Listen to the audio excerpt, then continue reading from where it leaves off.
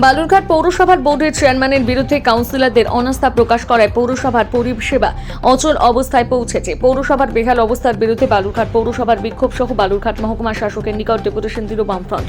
মঙ্গলবার দুপুরে পৌরসভার গেটে বিক্ষোভ অবস্থানে কয়েকশত বাম কর্মী জামায়াত হয়ে বিক্ষোভ দেখায়।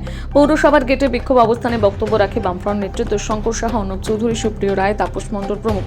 সভা পরিচালনা করেন অনিমেষ চক্রবর্তী। পরবর্তীতে বামফ্রন্ট কর্মীগণ বর্তমান বোর্ডের প্রতি অনাস্থা প্রকাশ করে এই বোর্ড ভেঙে দিয়ে নতুন করে নির্বাচনের জন্য পৌর বোর্ড গঠনের আবেদন জানান।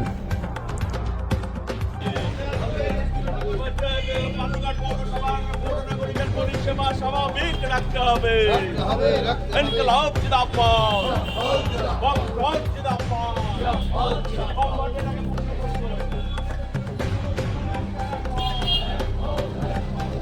যে গত 19 তারিখে বালুরঘাটের পৌরসভার ইতিহাস 1951 সালের পর থেকে এই অবধি আমরা দেখিনি বালুরঘাটে এরকম ঘটনা পৌরসভায় অনাস্থার ঘটনা বালুরঘাট পৌরসভায় জীবনে ঘটেনি। এটা আমরা এবার সাক্ষী হলাম। ভাবছি এটা আমাদের কাছে একটা লজ্জাজনক ঘটনা।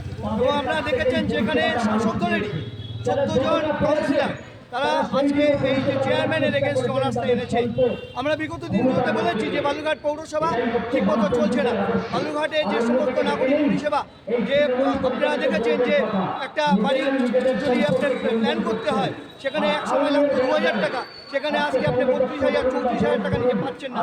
আজকে বিভিন্ন রকমের যে বিষয়গুলো আছে যে জিআরের বিষয়গুলো গরিব মানুষ জিআর পেত সেগুলো বন্ধ হয়ে আছে। আমরা বলছিলাম যে পৌরসভা পরিচালন ঠিকমতো চলছে না, রাস্তাঘাট ঠিকমতো পরিষেবা হচ্ছে না। এই বিষয়গুলো আমরা বিগত দিনে যা বলেছি আজকে তাদের কাউন্সিলররা ঠিক একই কথা বলছে।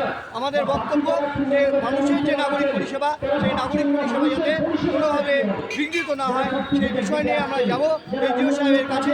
আমরা এসডিও সাহেবের কাছে তার বিহিত চাইব এবং বালুরঘাটের নাগরিকও চাইছে না যে এই পৌরসভা ঠিকমতো চলছে না বলে থাকুক।